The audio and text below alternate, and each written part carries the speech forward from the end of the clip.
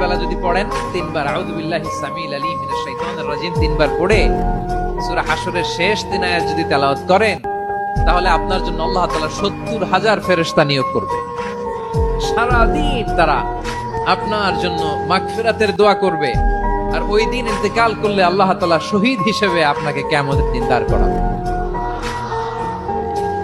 আবার সন্ধ্যাবেলায় যদি পড়েন, সারা রাতের জন্য 70,000 ফেরেশতা মাগফিরাতের দোয়া করবে। ওই রাতে মারা গেলে শাহাদাতের মৃত্যু নসিব হয়ে যাবে। আযকারুস সাবাহি ওয়াল মাসা, সকাল সন্ধ্যার যে জিকির, এই জিকিরের অন্তর্ভুক্ত করে নেবেন এই ওয়াজিফাটা।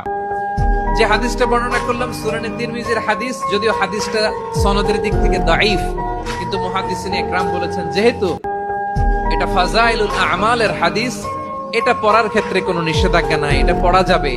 সো সকাল সন্ধ্যা যদি সুযোগ হয় এই ওয়াজিফাটা যেন আমরা পড়ি।